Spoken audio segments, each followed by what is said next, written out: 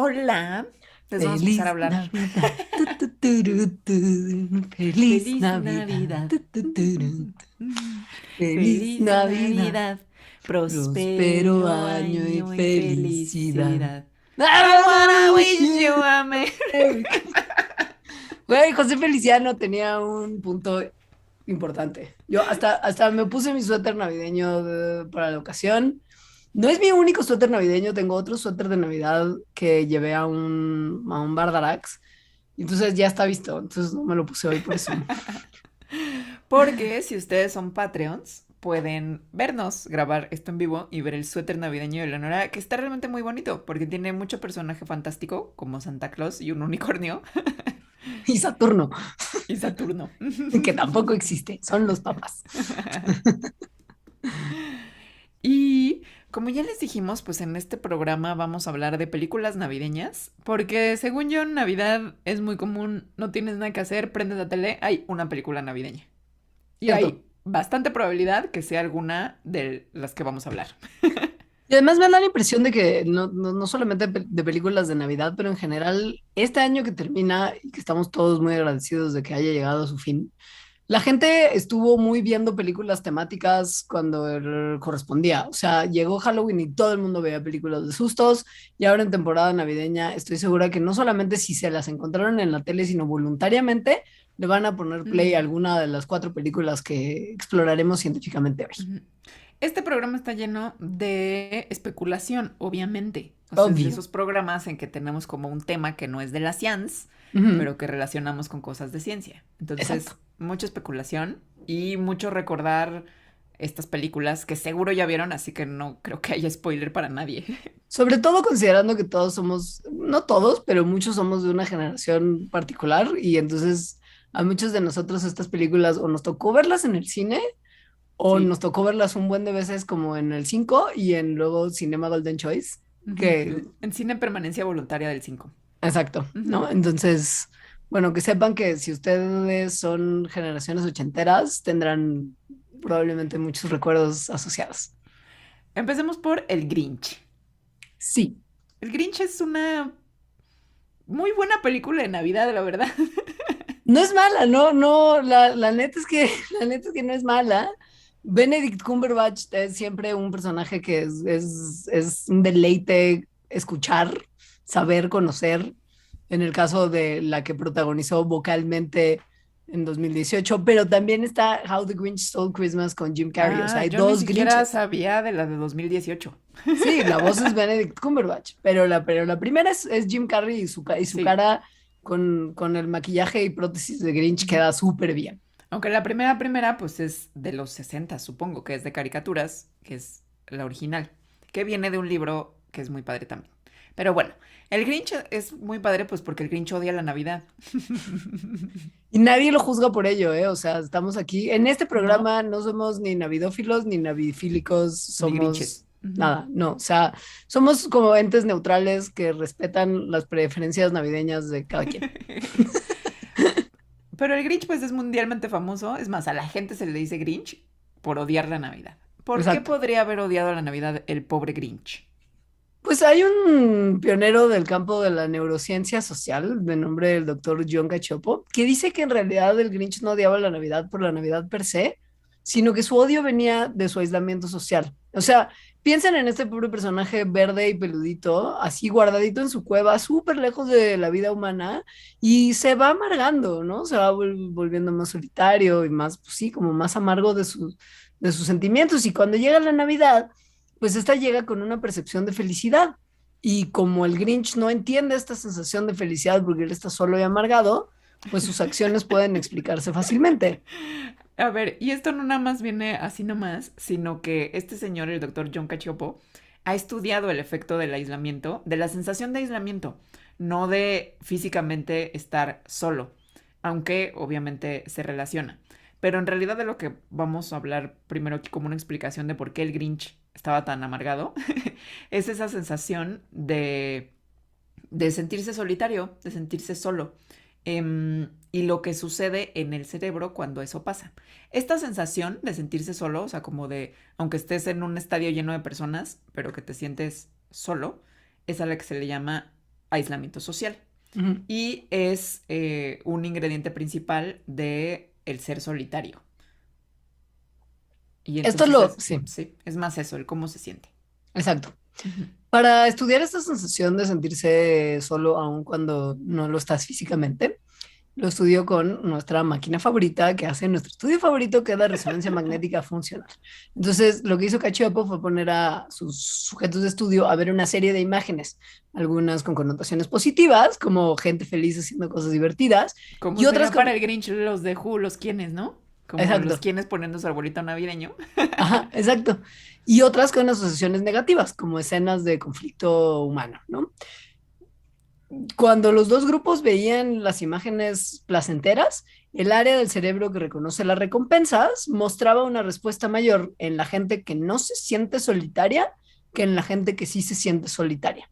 Y de manera muy similar, la corteza visual de las personas solitarias respondía de manera mucho más fuerte a las imágenes no placenteras que a las imágenes no placenteras de gente que a las imágenes no placenteras de objetos, sugiriendo que la atención de la gente que tiene estas sensaciones tan fuertes de soledad se ve atraída especialmente a situaciones de conflicto humano. La gente que no era solitaria era como al chilling, da igual si es gente o objetos lo que estaban viendo, no les hacía mucha diferencia, pero en las personas solitarias sí. Ujú. Entonces, esto lo que parece apuntar es que la gente que se siente solitaria, que tiene como esta sensación de mucho aislamiento social, tienen una respuesta reducida en el cerebro a las cosas que en general hacen a la gente feliz, como los quienes ponen un arbolito navideño, y tienen una respuesta exaltada a el conflicto humano. Entonces, eso explica a estas personas como el Grinch, que no nada más es que como que les guste saborear su dolor, sino que, o sea, como que están como felices siendo infelices, por decirlo de alguna manera, sino que estas personas parece que también como que se obsesionan con el drama de otras personas. O sea, de verdad sienten una atracción hacia el conflicto. Ahora, Entonces, claro, Grinch. pensando todo eso, el Grinch es un personaje súper fácil de entender. O sea, tenemos el componente de aislamiento físico, o sea, él está solito excepto porque tiene a su perrillo, pero sobre todo, él tiene aislamiento social importante. No tiene una sensación de conexión con los Con quién, los quienes. Ujú. no, no, o sea, y eso que viven afuerita de su cueva, o sea, no es que, no es que estén lejos y esté como justo tan aislado de ellos, pero no hay conexión. Y entonces verlos rodeándose de cosas felices como adornos navideños y comida y regalos y así, pues lo enoja un montón. Entonces Y sí se está, enoja de verdad. O de sea, al verdad, menos yo ahorita me acuerdo de la película, la de caricaturas, ajá, cuando los quienes están justo haciendo todas estas cosas felices, él se empieza a enojar, así pero como, mal. ¡ah! Y está Sí, determinado a hacerlos que la pasen mal, o sea, como meter escoria en las festividades y ver cómo arde Troya, porque eso es algo que lo va a hacer feliz a él. O sea, exacto. de drama emocional, regodearse en su infelicidad, tratar de hacer infelices a otros. Ujú, ujú. Entonces, bueno, si ya vieron El Grinch, pues es una película con final feliz al final. Y el Grinch, bueno, como que se redime, pasan ciertas cosas, pero ya es feliz con otros también, ¿no? Con los quienes. Ujú. Y en la vida real, pues se parece un poco a lo que le pasa a la gente que sufre de soledad, que es que cuando tienen una conexión, una experiencia de conexión genuina con otras personas, generalmente como que salen de esa sensación de soledad. O sea, ocuparía como un buen de terapia, si estás en la vida real. Pues sí, más cosas que la película del Grinch, pero Sí. Ahora, hay otra posibilidad que no es nada más la del aislamiento social, y es aquí donde se empieza a identificar como mucho más a este personaje de Grinch con la idea de odiar la Navidad por la Navidad per se, no la ujú, Navidad porque es una época que le da felicidad a los otros. O sea, existe la posibilidad de que el Grinch haya sido un ente que no tenía espíritu navideño y que es un síndrome que unos investigadores de la Universidad de Copenhague identificaron. el no tener espíritu navideño. Lo cual significa que las demás personas sí tenemos espíritu navideño. A ver, aquí lo que quiere, lo que quiere decir el espíritu navideño es como esta, o sea, es que en muchas culturas alrededor del mundo se celebra la Navidad o algo similar a la Navidad por estas fechas. Y en todas estas culturas alrededor del mundo, y no solo alrededor del mundo ahorita contemporáneamente, sino por siglos, la Navidad o esa celebración, esa festividad del tiempo de ahorita, pues, generalmente se describe como una combinación de emociones de alegría y de nostalgia, de regalos, de comida rica y de olores particulares. Ujú, Entonces, el ujú. espíritu navideño sería algo así. Ahora, Y, sí. ajá, No, y tú. hay muchas personas que no tienen ese espíritu. De Exacto. hecho, lo que estiman los autores de este estudio es que son millones de personas que tenemos, hay años, eh, eh, tenemos deficiencias en el sentir y mostrar el espíritu navideño y le pusieron un nombre que es el Bah Humbug Syndrome, que es como, humbug se puede traducir como patrañas, entonces como de, "Ven, la Navidad son patrañas", un poco Va, como que esa es la patrañas. sensación, patrañas. Es el síndrome va, patrañas. Va, Tal patrañas, cual. que, güey, es según o sea, o sea, si buscas va, patrañas en el diccionario, según yo, sale una foto mía. Independientemente de mi suéter, no se confundan, que la gente que nos está viendo, porque son patrons y pueden ver la transmisión en vivo de este Mandrax, sabrá que tengo un suéter navideño, pero en realidad la Va, Navidad y su patrañas. espíritu va a patrañas. A ver, esta investigación no nada más lo hicieron por los LOLs, porque podría resultar que sí, sino que entender esto, lo que está ocurriendo en el cerebro, puede contribuir a saber qué está ocurriendo a nivel neuronal en las tradiciones y por qué se experimenta diferente de persona a persona o incluso en una misma persona en diferentes etapas de su vida. Entonces, en realidad eso es el meollo del asunto. Y para saberlo, eligieron a 10 personas que tradicionalmente sí celebran la Navidad y 10 personas que no. Y que no solo no la celebran, sino que nunca en su vida lo han hecho. Entonces, otra vez les hicieron un escáner del cerebro. Siento que hay que hacer un mandarax solo de fMRI y todo lo que le ha traído la psicología. Pero bueno, les hacían un escáner del cerebro para ver qué áreas de su cerebro se activaban cuando veían imágenes que tenían simbología navideña. Y también cuando veían imágenes que se parecían, pero que no tenían nada que ver con la Navidad. O sea, por ejemplo, gente festejando, pero sin ningún símbolo navideño.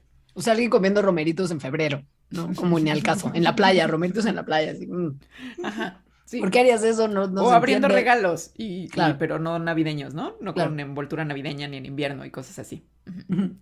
Y entonces se vio que todos los participantes tuvieron mayor actividad en las zonas del cerebro, o sea, se les prendían zonas del cerebro que tenían que ver con el procesamiento de imágenes, obviamente porque estaban viendo imágenes, pero no se prendían igual. Mm. Ujú. O sea, los resultados mostraron 5 áreas donde el grupo pro Navidad respondía a imágenes de Navidad con una mayor activación que el grupo no navideño. Estos incluían las cortezas premotoras y motora primaria izquierda, los lóbulos parietal superior e inferior derecho y la corteza somatosensorial bilateral primaria. Les ¿Todo estoy bien? diciendo nombres así como random, pero pues, son áreas del cerebro que han sido relacionadas en otros estudios con la espiritualidad y que se cree que están involucradas en la sensación de trascendencia, o sea, esa sensación de sentir como una conexión o con una armonía con lo que nos rodea. Y pues también se activaron áreas que tienen que ver con las emociones y el reconocimiento de expresiones faciales. Eso era más bien obvio, pero lo interesante es lo otro, ¿no? O sea, como la parte de la trascendencia y la conexión y la espiritualidad que se Ujú. prende más, porque esas son las sensaciones que se generan. Y eso en teoría sería como el espíritu navideño, que se le prendió a las personas pro Navidad y no se le prendió a las personas no Navidad porque simplemente no tienen ese espíritu. Va patrañas, el grupo va Exacto. patrañas. Ahora, este tipo de estudios, pues pueden ser muy criticados porque justo el espíritu navideño, reducirlo a zonas del cerebro que se activan con ciertas imágenes, es pues tal cual muy reduccionista, ¿no? O sea, el espíritu navideño o cualquier emoción, pues es una cosa muy compleja, más allá de qué se está prendiendo o apagando en el cerebro. Y pues lo que han dicho las personas que lo critican es que reducirlo a esto contribuye poco a entender realmente al espíritu navideño así. Y pues Pero, sí. pues sí. Pero sí queda claro que sí hay diferencias entre un grupo y otro y que hay emociones, que hay emociones que activan y desactivan ciertas zonas de nuestro cerebro. Eso queda clarísimo. Sí, Si pasa algo. Y que el Grinch probablemente no se le prenda nada que tenga que ver con la No. espiritualidad al ver imágenes de Navidad. No, él es el señor va patrañas, mucho más Ajá, que yo. Ujú. sí, va patrañas. Va patrañas. Bueno, eso por el Grinch. El Un, Grinch. un clásico navideño que ahora ha sido desglosado y que si bien es un clásico navideño muy querido por mucha gente, siento que siempre jugará segundas frente a otro clásico que además es clásico como dos por uno, porque Sí. puede ser clásico Navidad y puede ser clásico Halloween. O sea, es un súper combo que creo que a todos los que en algún momento tuvimos una vena, como vena emo en nuestra juventud, como noventera, 2000 era, nos llegaba al fondo del corazón y es Nightmare Before Christmas de Tim Burton. Pesadilla antes de Navidad. Esta sí la fui a ver al cine. Y me Claro, acuerdo bien, mi primo se comió todas las palomitas en los cortos. tu primo no tenía ningún tipo de autocontrol ni sentido No, común. no, es famoso por eso. A ver, Pesadilla antes de Navidad es un peliculón, la verdad. Es bien padre. Peliculón, Sí. tremendo. La música es increíble, o Ujú. sea, los personajes son adorables, Y el la perrito como historia. Frankenstein, la historia es increíble, Sí, las cosas que se le ocurren a Jack, sí. que además Es. no se llama en español Pesadilla antes de Navidad, le pusieron El extraño mundo de Jack. Ah, sí. Yo sí Sí, juraba que se llama Pesadilla antes de Navidad. no, no, no, porque acuérdate que en México y en España, si puedes tener como un nombre que explique perfectamente la película y se traduzca de manera casi literal y directa del nombre en inglés, no lo vamos a No. elegir, vamos a cambiarlo por otro que no tenga mucho que ver para hacernos los interesantes o algo. Entonces, el extraño mundo de Jack es como se conoce aquí, porque pusiera, o sea, si hay un Jack y si es un extraño mundo. ¿Y qué tendrá que ver la Navidad? Nada. Va a A nadie le patrañas. importa, va a patrañas. Entonces, a Sí. ver, esta película, por si no la han visto, si no se acuerdan, empieza con Jack, que es la calavera famosa, símbolo máximo de los emos. Máximo, con trajecito Ajá, emo. sí, Si tuviera pelo sería de lado como el de Alita y el sí, mío. sí. Ajá, exactamente. Y te lo Entonces haces Jack, así. que es como el rey del mundo de Halloween, se siente aburrido y está como bajón. Tiene como una depresión de su mundo, que es Halloween. Entonces, de cierta manera, se mete a otro mundo, que es el mundo de la Navidad.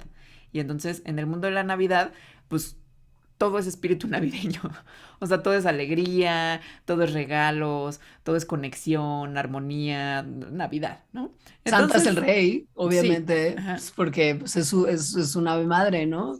Entonces Jack se le ocurre que va a ser su propia Navidad, o sea que él quiere ser el rey de la Navidad y transformar el mundo de Halloween en el mundo de la Navidad y ocurre una cosa horrible en su intento por hacer esto y aterroriza a todos los niños del mundo en su intento y en fin. Y como que un poco también hay una especie de como de secuestro disimulado de Santa Claus, ¿no? Que Sí, sí, es no, es tremendo, así, sí. todo le sale mal tratando de hacerlo bien. Pero hay Y una parte sí. muy interesante que justo cuando regresa del mundo de la Navidad y quiere entender la Navidad porque no, o sea, solo como que entiende que está chido, pero de verdad es un mundo totalmente distinto, no lo entiende.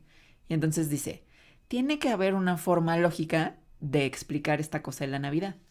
Y agarra un libro que literalmente dice el método científico, empieza a hacer como fórmulas y experimentos y de esa manera saca su plan. Ahora, es un vato que, punto número uno, no sabe nada de la Navidad, punto número dos, no sabe nada de la ciencia, ¿No? y punto número tres, no tiene asistencia de nadie que sepa de ninguna de las dos cosas, porque si bien secuestra a Santa, nunca se le ocurre preguntar como de, oye Santa, ¿en qué consiste la Navidad y cómo le hago? Es como, no, no, yo puedo así entender esto solo y hacerme yo bolas. O Eh, sea, no sabe que no sabe. no, no, no, Ajá. no, pero se lanza a hacer y trata de como instaurar un nuevo paradigma en el universo en el que normalmente se desempeña y lo hace todo mal. Esto no sirve no para reflexionar sobre la Navidad como tal, sino para reflexionar un poquito sobre la práctica científica y cómo es que la información y conocimiento que se obtienen a partir de la ciencia se va modificando a la luz de nuevos paradigmas que buscan responder preguntas que los paradigmas anteriores ya no pueden responder, que es una cosa súper interesante y que vamos a desglosar en unos momentos. Y explica por qué Jack no es científico. No. De hecho, por eso le sale todo mal. A O ver, sea, primero hay que platicar de sus errores, ¿no? O sea, exacto, sí. sí. Primer error, mm, no tuvo ninguna consideración ni le vio nada de importancia en preguntarle a gente que sí sabía, o sea, expertos. Nada. O sea, nada, no preguntó nada. No, no fue a preguntarle a absolutamente nadie del mundo de la Navidad, nadie. Secuestra al mayor experto de la Navidad, que es Santa Claus, y le impide decir nada en absoluto. Entonces, ya que está asumiendo que por ser rey del mundo de Halloween y ser un experto en ese otro mundo de Halloween, eso ya lo hace un experto en el mundo de la Navidad. En lo cual le ocurre a mucha gente, según yo, como de, soy experto en economía, por eso voy a hablar del COVID. Bueno, además de no preguntarle a ningún experto y secuestrar al experto en realidad y tenerlo ahí encerrado solamente para que no se frustren sus planes, pero sin preguntarle nada, otro error que tuvo Jack es que todo el equipo que le pidió al científico loco, bueno, le pidió, que tomó prestado del científico loco, lo usa fatal. O sea, tampoco le pregunta al científico cómo se usan esos instrumentos y qué podría ser lo que está obteniendo como resultados y cómo interpretar esa data. Nada. O sea, rompe como los portaobjetos. Es como de, oh, qué interesante reacción, pero ¿qué significa? Ah, o sea, no, él no No, no entiende sé, no sé y no le voy a preguntar a nadie. nadie, no, es simplemente como yo voy a hacer como experimentación al güey y apuntar como ecuaciones que no tienen ningún tipo de sentido y que además él mismo solito pues no puede tampoco descifrar ni desglosar. O sea, aquí el mensaje que les queremos dar es que no porque una persona trate de usar el método científico, lo está haciendo bien. O hace a esa persona científica. Esto es comúnmente lo que hacen las pseudociencias. Sabiendo o no sabiendo. O sea, creo que hay de ambos y las dos están muy mal, en realidad. Sí Em, están. Tal vez peor quienes saben que lo están haciendo mal y lo siguen haciendo, pero bueno, los dos están muy mal. Y pasa mucho. O sea, como shampoo de ADN vegetal y sale gente guapa en un comercial haciendo shampoo con matraces. Eso es más o menos lo que está haciendo Jack. Y en ninguno de los casos es ciencia. Pero lo peor, tiene que ver con otra cosa. Sí. Vamos a hablar. Oh, no. Aquí podemos hablar que hay un paradigma al que Jack se asoma, que es la Navidad. Él no lo entiende, no sabe de qué va ese paradigma que está tratando de explorar y replicar y a partir del cual está tratando, podemos decir, de responder algunas preguntas que él tiene sobre los festejos y la felicidad. Y al no entenderla como algo independiente, la trata de estudiar desde el paradigma que él conoce muy bien, que es el de Halloween, y trata de interpretar lo que se ve en el paradigma Navidad a partir de lo que él conoce el paradigma Halloween. Y esto da lugar a ciertas interpretaciones de la Navidad muy halloweenescas que resultan aterrorizantes para los niños. Mucho, sí. Te me estás cortando, por eso a veces no contesto. Ok. Entonces, ¿qué es un paradigma? Y sobre todo, ¿qué es un cambio de paradigma? Vamos a hablar de este señor que tal vez hayan escuchado, que es Thomas Kuhn, que es muy famoso porque hizo un libro que se llama La estructura de las revoluciones científicas, donde habla justamente de eso. Entonces, un cambio de paradigma es un cambio fundamental en los conceptos básicos y las prácticas de una disciplina científica. Entonces, cuando hay cambios, por lo tanto, un paradigma pues, es como un marco de referencia donde existen ciertas prácticas experimentales y ciertos conceptos básicos que hacen que la gente en ese paradigma entienda lo que está estudiando de cierta manera.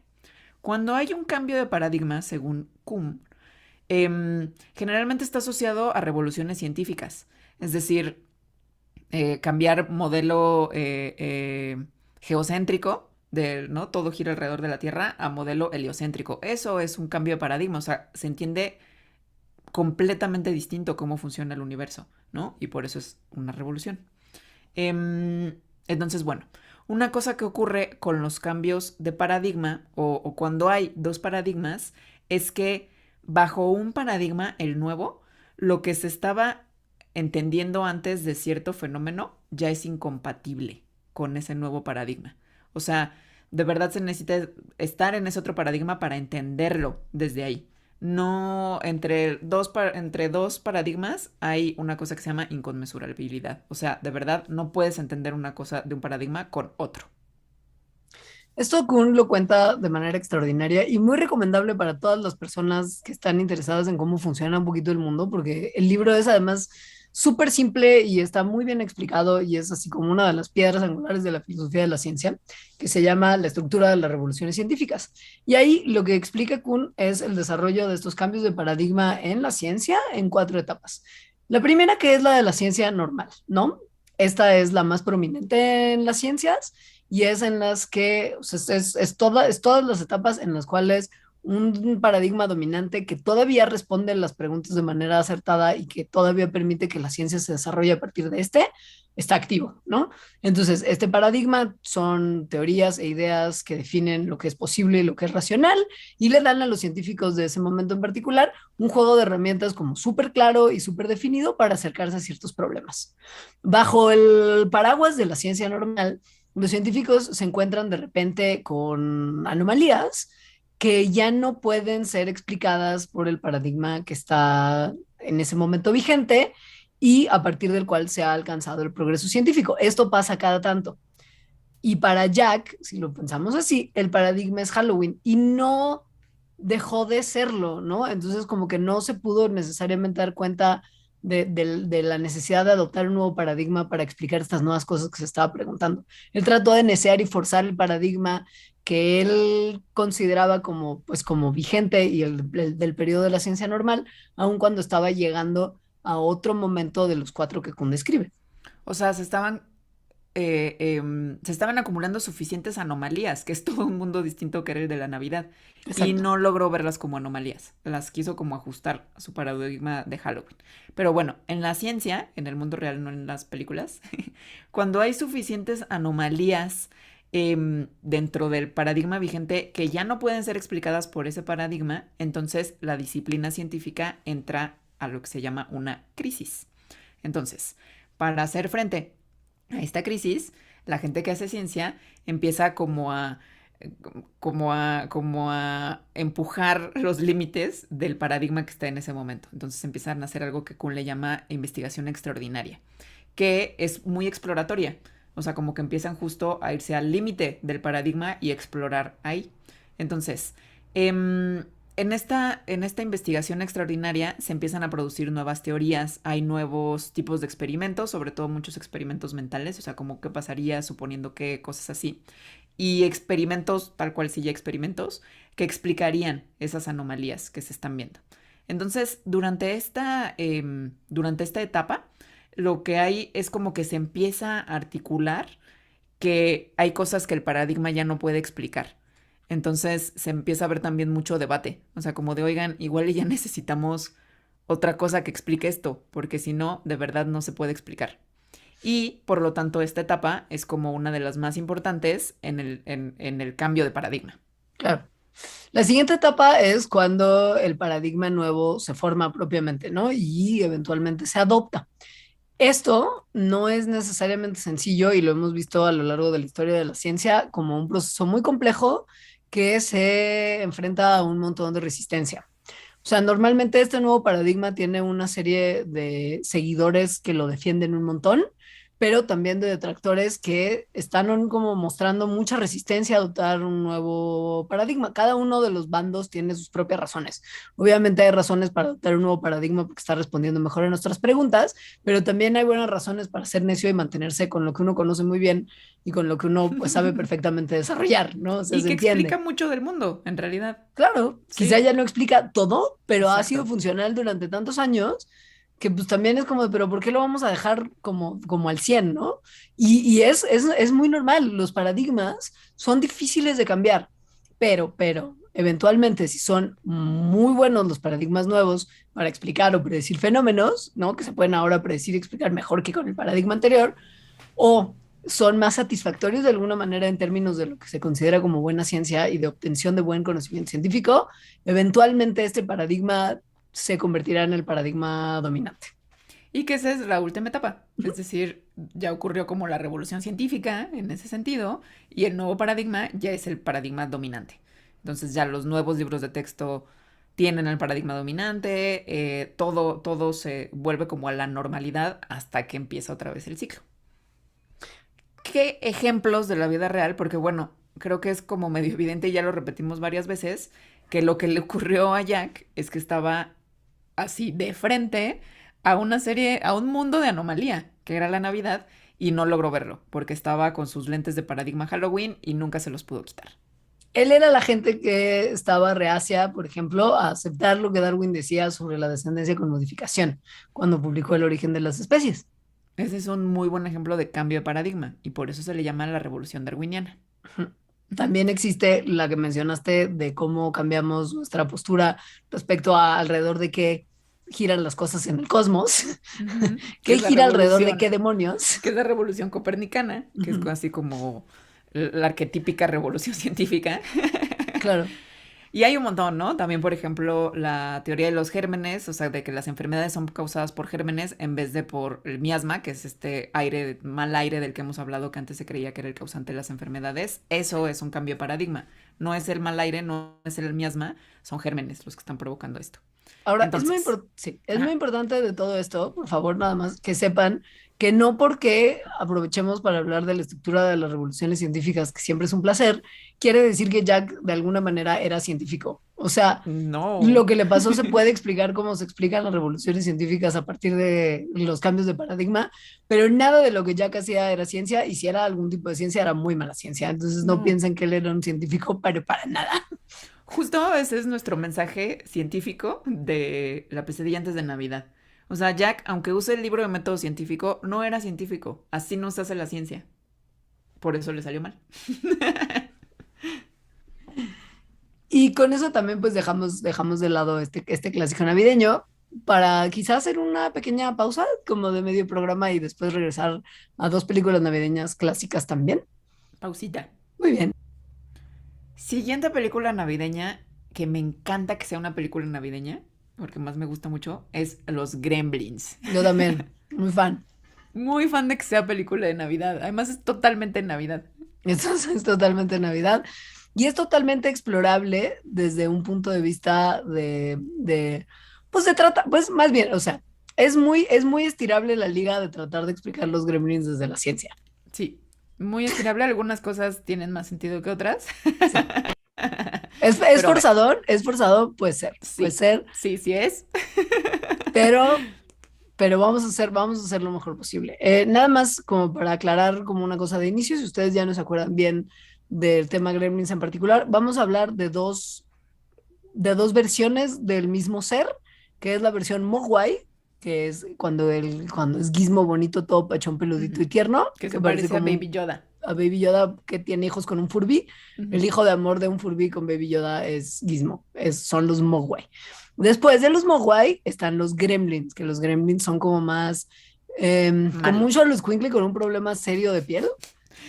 Son como más reptiloides. Como más reptiloides, pero como me los imagino como babosos. Sí. Tienen como muchas protuberancias, o sea, como bolas y maldad. Y hay maldad, los Mogwai son bondad y los Gremlins son maldad. Entonces hay estos dos grupos de entes que son como parte de lo mismo. Los Gremlins son muy maldad. Son muy maldad. Como que su propósito en la vida es hacer maldades. La malora. Sí, tal cual. Sí. Pero entonces, son la misma especie, en la realidad. Misma. Porque Son un dos, gremlin viene de un Mogwai. Exacto. Y por eso hay 3 reglas súper importantes para las personas que tienen Mogwais, que son muy atractivos como mascota porque son muy lindos y cantan bien bonito y pues son un animalito ahí peludito cute. Estas reglas son que no se les exponga a luz brillante. Número 2, que nunca, nunca se les moje, nunca. Y número 3, la más importante, que nunca se les dé de comer después de medianoche. Entonces, nunca.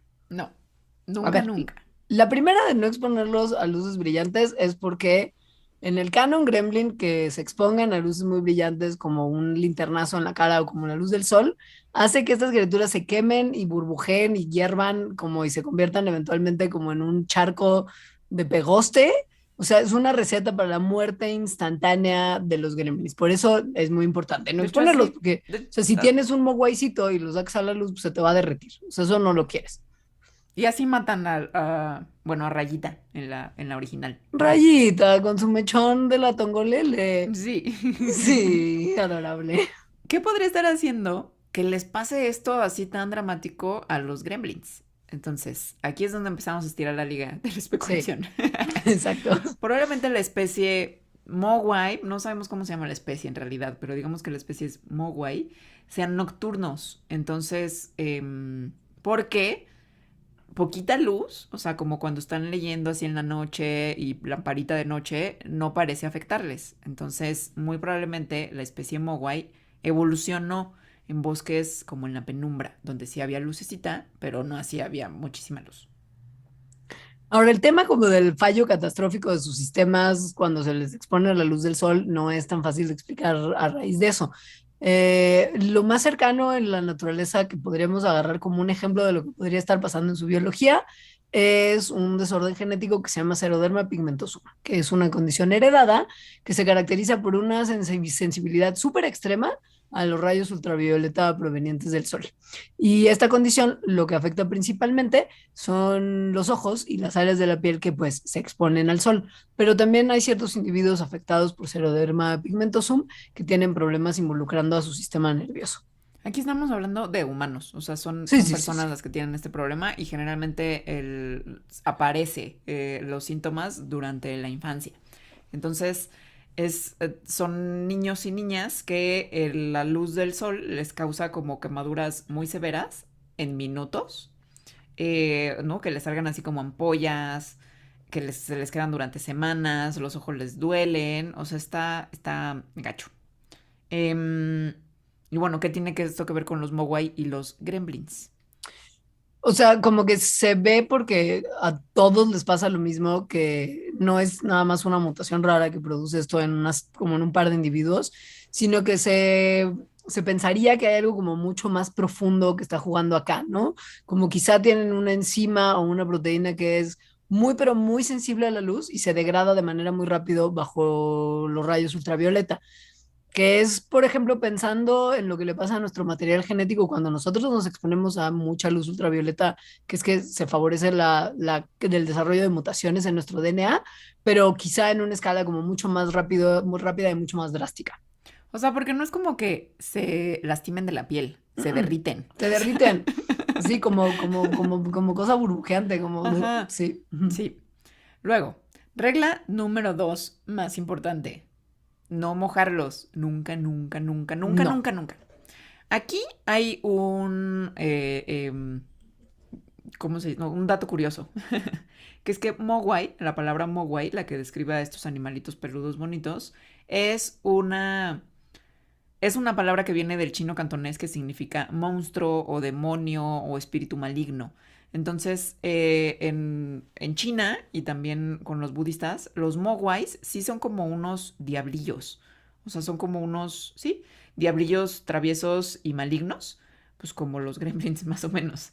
Y según los mitos que hay sobre los mogwais solo se reproducen durante la época de lluvias porque saben que después de la época de lluvias vienen tiempos con mayor prosperidad, entonces se reproducen así. De ahí muy probablemente venga de la película que no se les moje, es decir, como lluvia, reproducción, ¿no? O sea, como que estas besticillas pequeñas están nada más esperando como el mejor momento del año para reproducirse, el que está más lleno de nutrientes y más como, sí, como, pues, como apto para la supervivencia de la descendencia.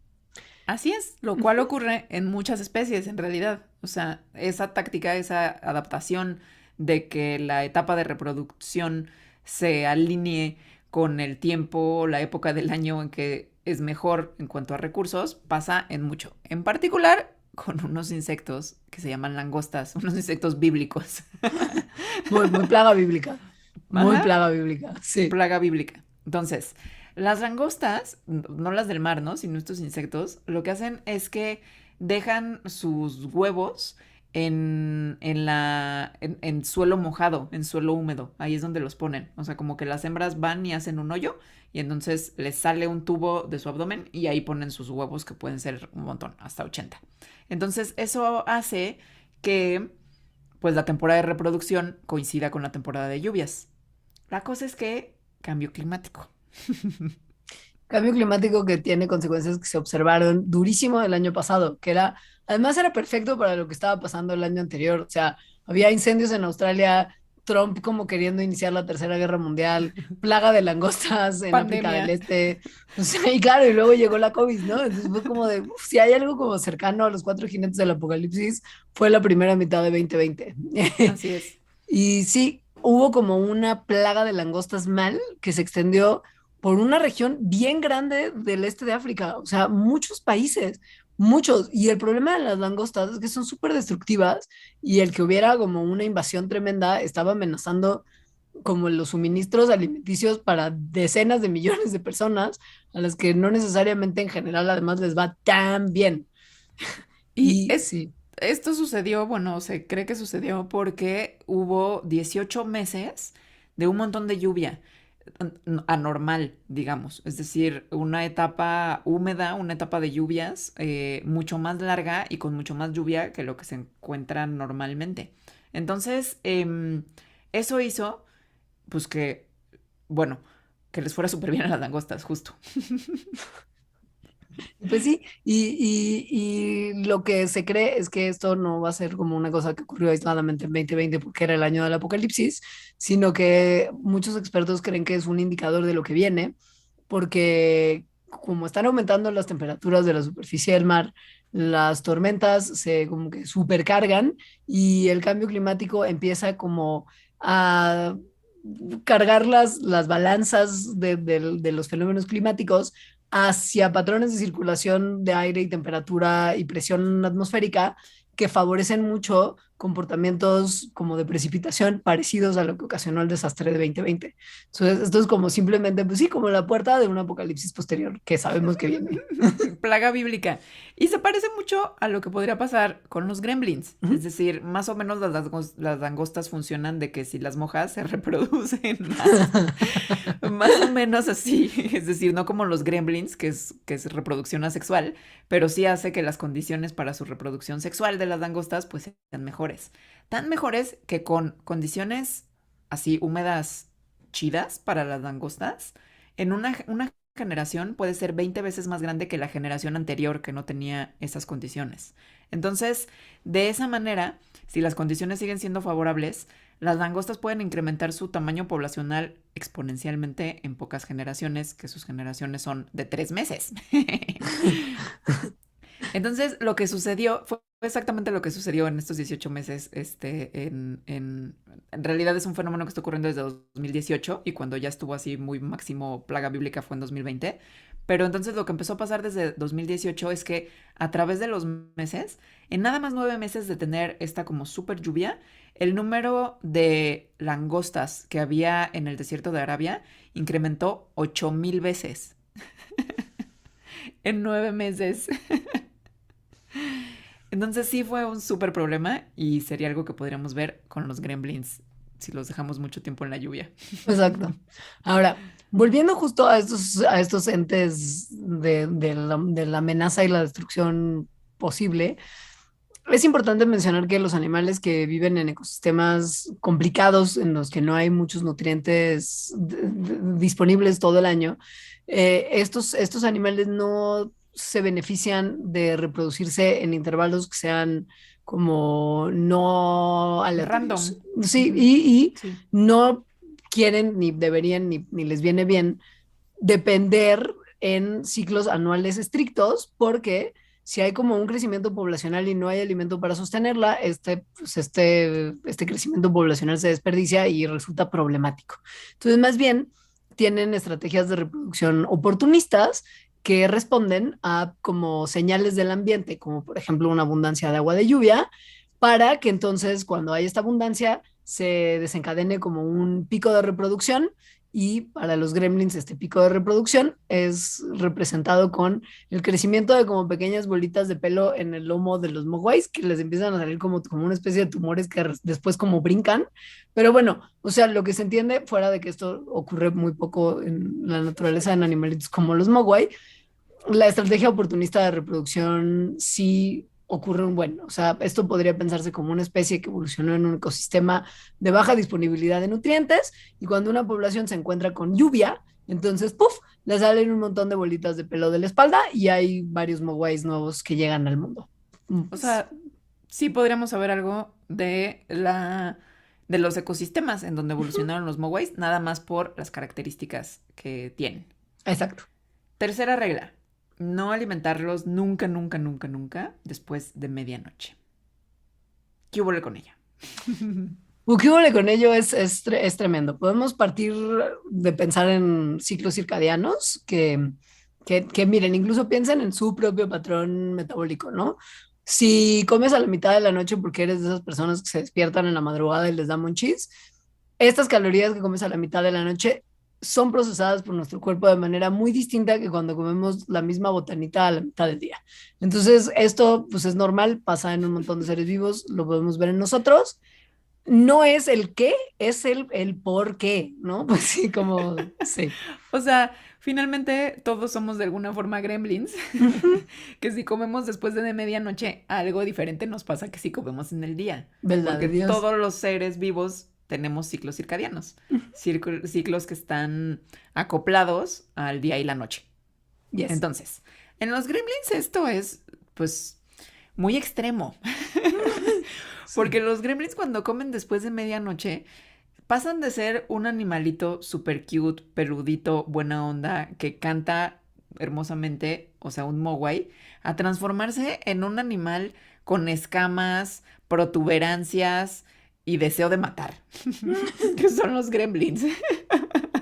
Y además, esta metamorfosis que les ocurre a los de mogwai a gremlin es irreversible. O sea, de gremlin no pueden pasar a mogwai. Y de hecho, si mojan a un gremlin ya transformado en gremlin, va a sacar bolitas no peluditas, sino va a sacar bolitas que se hacen gremlins. Entonces, una vez que un mogwai cambia a gremlin, él y toda su descendencia va a continuar como gremlin. Lo que entonces corresponde es preguntarse qué onda con esto que está pasando, ¿no? Porque no es como un ciclo de vida de Mogwai a Gremlin que vuelve a Mogwai. O sea, en ese sentido, el ciclo no se completa. Hay algo que va más allá que un ciclo.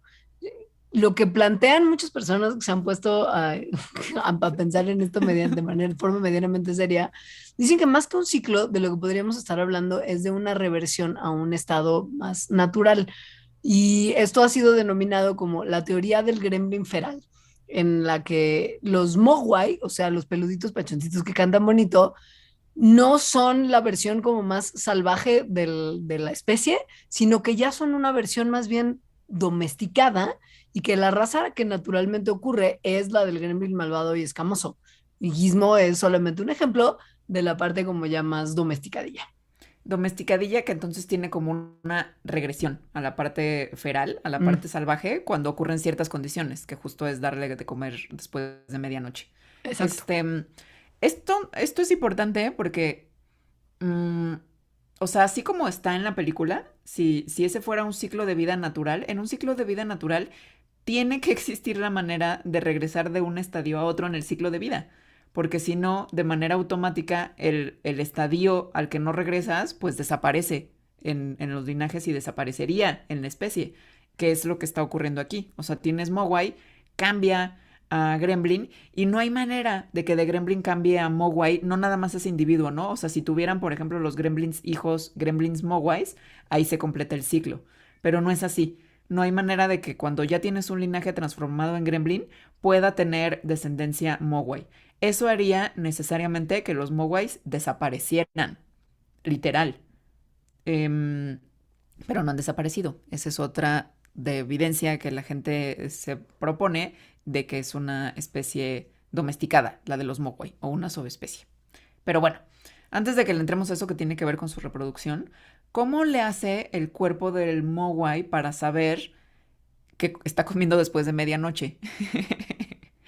O sea, que realmente la comida se la están dando después de medianoche y entonces que empiece con sus cambios fisiológicos. Eso tiene que ver con los ciclos circadianos, que ya hablamos de ellos, son estos ciclos de 24 horas que están presentes pues, en prácticamente todos los organismos, no nada más los animales. Y una de las cosas más evidentes de los ciclos circadianos, pues es en nosotros, por ejemplo, es que te ponen a dormir o te dan estado de vigilia.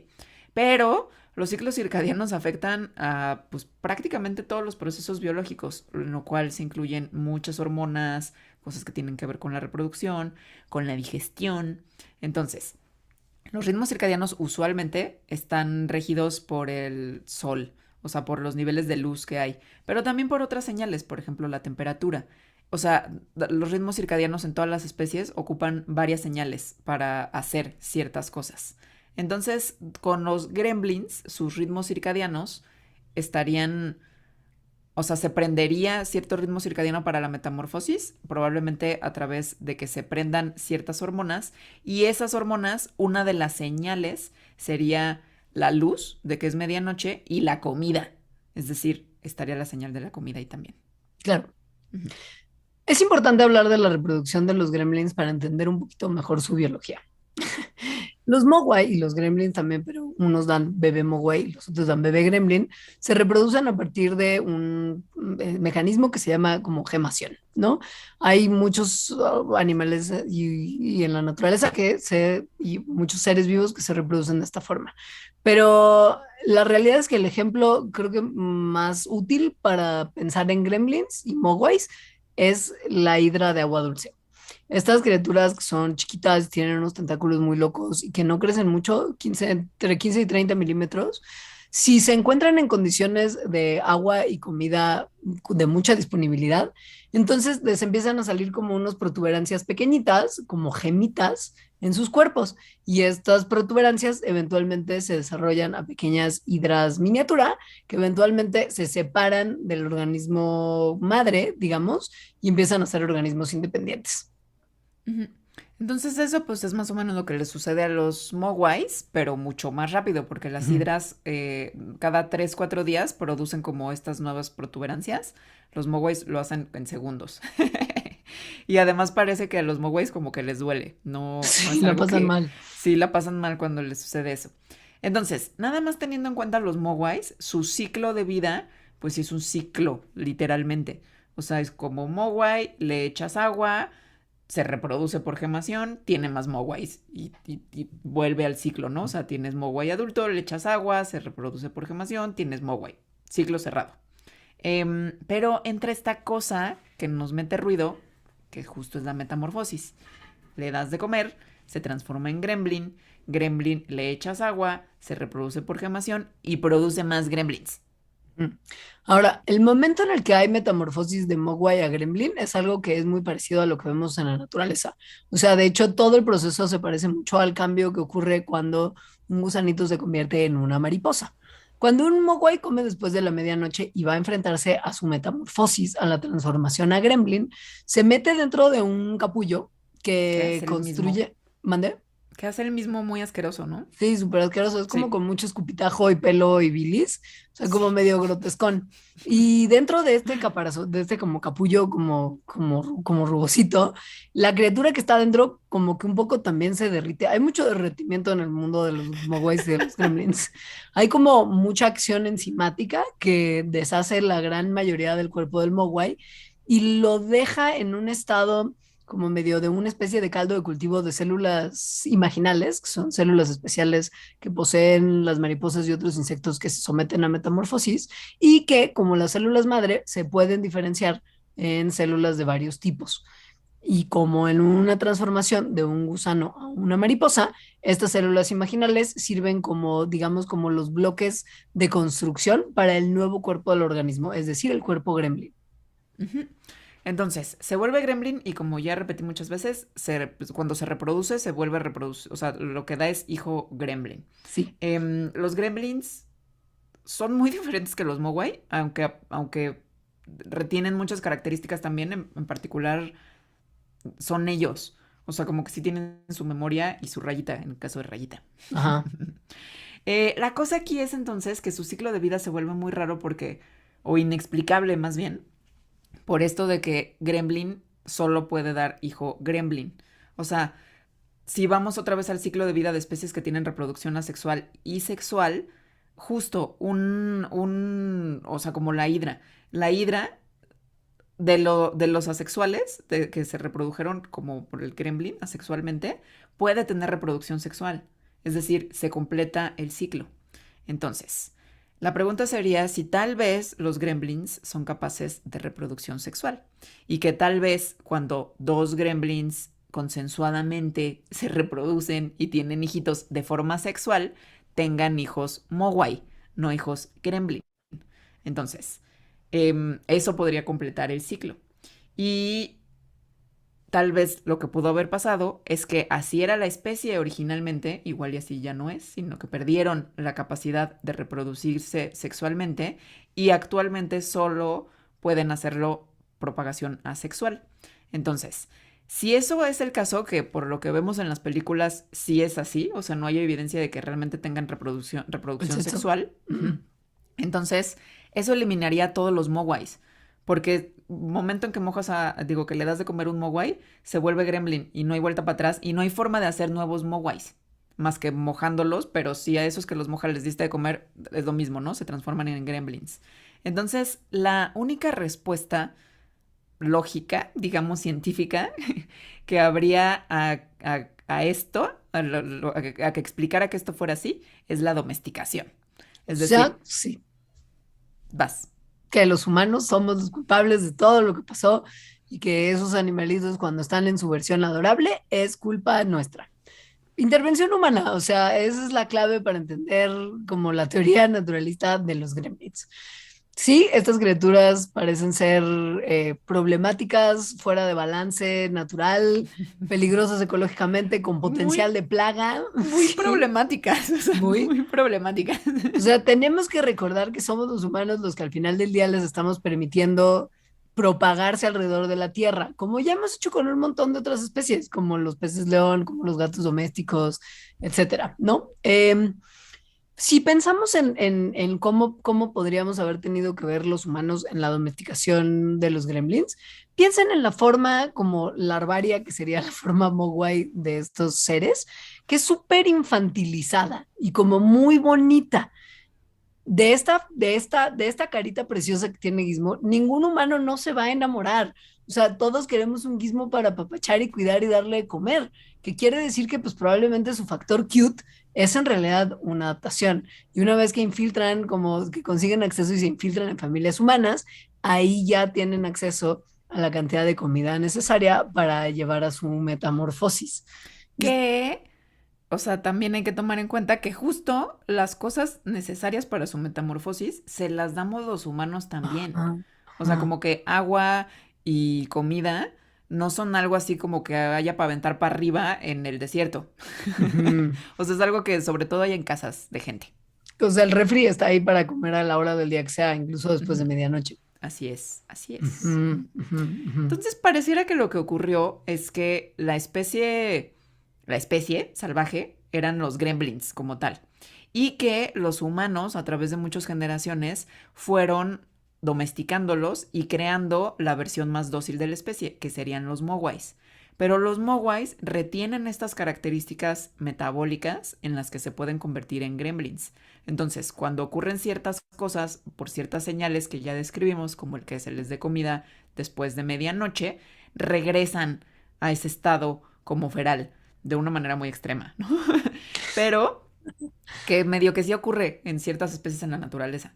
Por ejemplo, pensemos en las jaurías de perros ferales que hay ahora en el bosque de Chapultepec, Ujú. o de un gato cuando lo dejas en el mundo exterior abandonado, y estos perritos ferales también en el mismo caso, en el momento en el que pasan un tiempo enfrentándose a como a ambientes extremos, hay una feralización, lo dijo el mismo Darwin, se sabe evolutivamente, se ha comprobado que hay una feralización de animales y plantas y nos muestra que la domesticación no es un proceso que ocurre solamente en un sentido, o sea, hay una manera de ir como hacia la versión anterior. De reversa, mami. De reversa.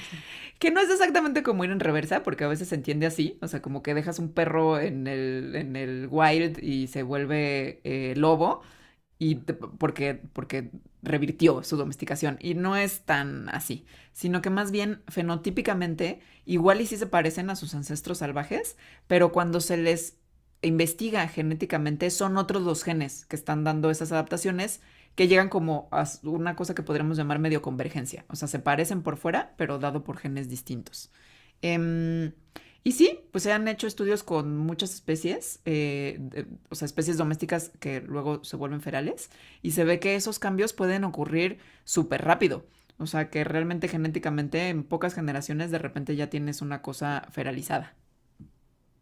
Y pues esa es básicamente como toda nuestra tesis de licenciatura sobre la biología de los gremlins y Mogwais.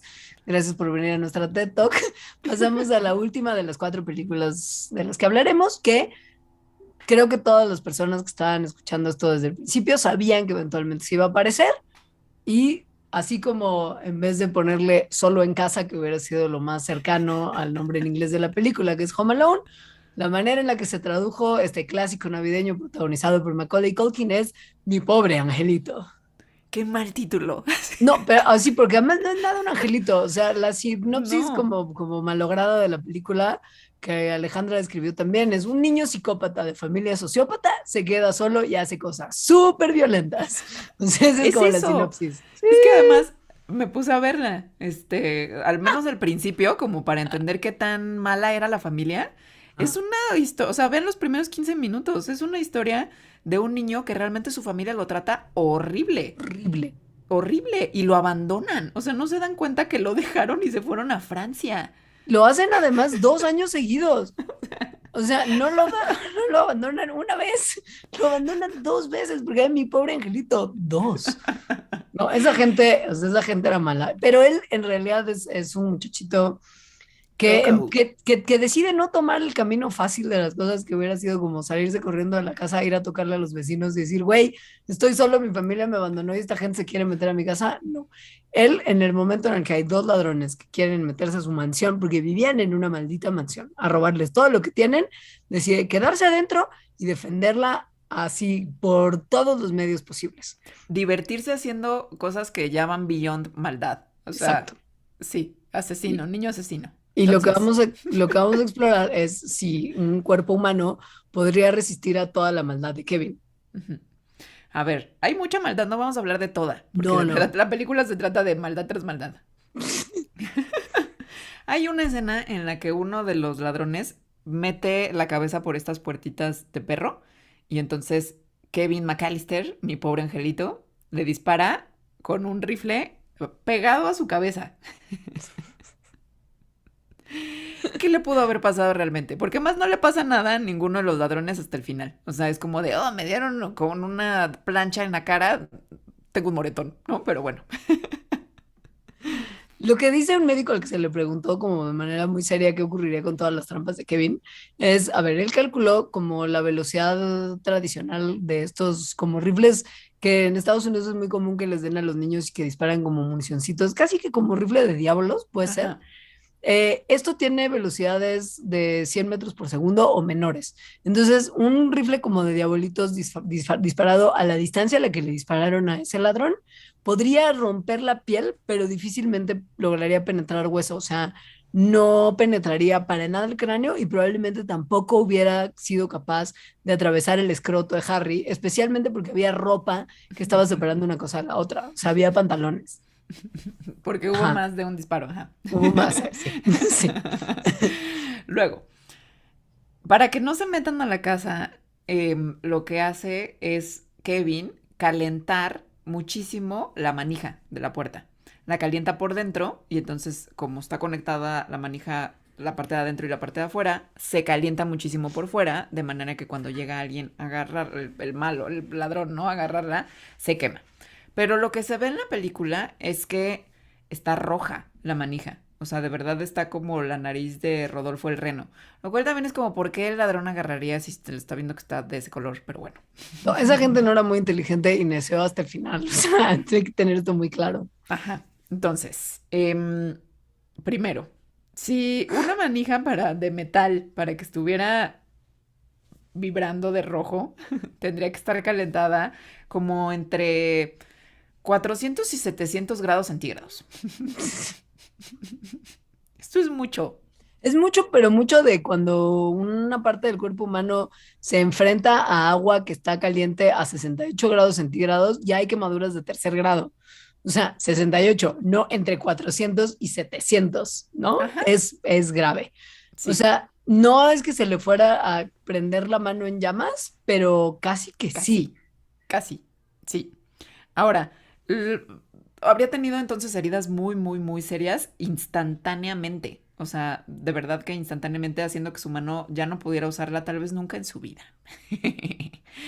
Em, pero muy probablemente ni siquiera Kevin podría haber hecho esto. O sea, porque como calienta la de adentro y la conductividad del metal hace que se caliente por fuera, em, tendría que haber estado tan caliente la manija por dentro para pasarle ese mismo calor a la parte de la manija de afuera, que antes se habría prendido en llamas la puerta. O sea, no, eso es fake news. Sí, ¿Qué tal? sí, ¿Qué tal el momento en el que hay el planchazo en la cara? Porque un clásico. después de que le disparan con el rifle así a distancia, como así de punto ciego, es como de no pasa nada, yo voy a tratar de entrar a la casa por otro lado, voy a tratar de entrar por la puerta del sótano.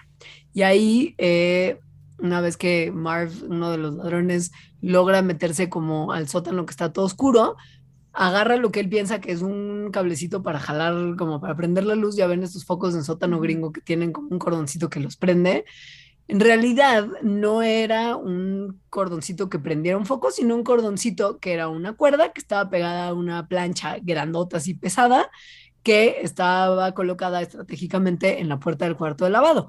Entonces cuando jala la cuerda el ladrón, la plancha gigante y pesada se cae y le da a Marv directo en la cara. ¿Qué hubiera pasado con esto? Porque Kevin es como muy ingenioso, Es ¿no? Es súper como, ingenioso y súper listo y pues, sabe exactamente qué van a hacer los ladrones en todo momento.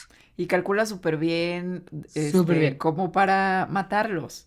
Él es como un físico en realidad, o sea, él es como, sí, Es una película navideña infantil en la que un niño trata de matar repetidamente de manera súper violenta a dos adultos. Pero bueno, sí, sí, sí. imaginando que la plancha pesa 2 kilos y que la cuerda mediría como entre 4 y 5 metros, y que además la plancha le da directamente en la cara al ladrón, le habría dado con suficiente fuerza como para fracturarle los huesos alrededor de los ojos, que es donde le da. Es decir, tener una fractura que como que le explotara la cara realmente, lo cual llevaría a que la persona quedara desfigurada con una seria disfiguración y que además muy probablemente debilitara su visión para toda su vida. Si ustedes creen que esto es problemático, ni siquiera es lo más problemático de toda la película. Creo que lo que realmente sí hubiera sido como muerte instantánea o por lo menos así como incapacidad de seguir adelante en el proceso de tratar de robar esa maldita mansión es el lanzallamas, bueno, no el lanzallamas, pero como el fuego al cuero cabelludo. Que, que es como, ubicas esa como imagen tan fea de que te dicen que si avientas unas ranas a una olla de agua Ah, sí. hirviendo, Ah. las ranas saltarían y no se dejarían quemar, pero que si las dejas en el agua y vas calentando el agua poco a poco, la rana no se da cuenta y se queda y se quema. Ujú. Bueno, Harry, cuando le están como disparando con un soplete en la estúpida cabeza, en vez de como moverse instantáneamente al sentir el calor, se mantiene ahí en la línea de fuego como por 7 segundos. Y esto tendría consecuencias realmente importantes. ¿Qué consecuencias realmente importantes? Consecuencias realmente importantes. Necrosis del hueso del cráneo. O sea, no es una quemadura de segundo grado, que es lo que en la película nos muestran que pasaría. No. O sea, la piel y el tejido óseo del cráneo de Harry estaría tan dañada por estar expuesta al fuego tanto tiempo y tan como podrida que realmente su cráneo estaría como muriendo y lo que necesitaría de ahí es ir corriendo al hospital y que le hicieran un trasplante de cráneo y de como cuero cabelludo para poder sobrevivir. Eso no lo hubiera sobrevivido, era ahí donde se acababa. Era ahí el fin. Pero no, continúa. Pero no. Y en el creo que más clásico, o al menos el que yo tengo más presente, está Sí. en las escaleras de la casa del bote de pintura a la casa. Que además como que los asusa Kevin, ¿no? O sea, les dice como, ¿ya se van Sí. a rendir? ¿O quieren más? Y entonces los ladrones, que también son muy tontos, es como, no, sí queremos más, te vamos a atrapar. Y entonces suben las escaleras y entonces ahí con cosas también ingeniosas de un físico, Kevin, una lata de pintura llena le pega a uno de ellos en la cara. Uno como que la evade y el otro le da así directamente en la cara. Em, Después, pues sí. Después otra, hay una más. O sea, no nada más una vez le pega, sino dos. Ajá. Sí. El latazo en la cara para que topen iría como, o sea, la velocidad que podría alcanzar esa lata y la fuerza con la que golpearía es más o menos velocidad de 32 kilómetros por hora y una fuerza que sería como de más bien como de 2 kilonewtons de fuerza en la cara, que para no entrar en qué significa esto en términos físicos, que Kevin claramente con su doctorado prematuro sabía perfectamente, sería el equivalente como que te diera dos puñetazos en la cara a Mike Tyson. O sea, eso es 6 veces más la fuerza No que se uno y necesita después para otro, romper. sino Ajá, dos, o sea, la dos a la fuerza de vez. los dos a la vez. Ajá, Exacto. sí. Esto es 6 veces más de la fuerza necesaria que se ocuparía para romperte la nariz y que sería suficiente para desmayarte y probablemente para fracturarte el cráneo. O sea, habría latigueo como un rebote del cerebro dentro del cráneo, que es lo que causa contusiones y muchos problemas de salud después. O sea, muy grave el latazo en la cara, muy grave. Es una película súper violenta. Es súper violenta. Sí, Sí, no sí. sé si tuvo consecuencias después, o sea, como de que niños queriendo hacer cosas así. Yo espero que no. Yo de verdad es que no, o sea, siento que sí alguien debe de haberle dado un latazo en la cara a alguien. O sea, siento que, o por lo Ajá, menos intentado. sí, Quiero sí. pensar que no, Muy mal pero ves, ejemplo en Home Alone. es que además lo hacían ver fácil. O sea, si Ajá, ese y niño como divertido. pequeño podía hacer todo esto, pues uno puede también. Divertido y como que no pasa nada, le das un latazo y Ujú. sigue caminando. Es como, pero tal vez lo podrías haber matado. Soplete en el cráneo, güey. O sea, y Pero sí, bueno, ese es esa es nuestro programa por hoy. exacto, esa es la ciencia de las películas clásicas de la Navidad. Ahora cada que las vean, sobre todo Gremlins, estoy segura que estarán pensando como en el ciclo reproductivo de los Mogwai y los Gremlin y la culpa que tenemos los humanos en ello. Cómo Ujú. está todo mal con Home Alone. Cómo Jack no era un científico en realidad y cómo las revoluciones científicas pueden tener consecuencias interesantes. Ujú, y en el corazoncito y cerebro del Grinch. Él no tenía la culpa, simplemente estaba muy solo. Va, Gracias, patrañas. va patrañas, como mantra de vida, como, como lema para generaciones futuras. Gracias por escucharnos todo este año, queridos Fandaraxes. Los queremos un montón. Feliz año que entra, que 2022 sea un año mucho mejor que los dos anteriores. Cuídense mucho de Omicron y de todas las futuras variantes de lo que viene siendo la COVID como tal. Y para quienes son Patreons, el pilón, vamos a platicarlo ahorita, que es, explica por qué nos gusta ver la misma película y una y otra vez, especialmente las navideñas. Si no saben qué es ser nuestro Patreon, visiten por favor en este momento porque están muy a tiempo, patreon.com/mandarax. Gracias, adiós. Gracias, adiós.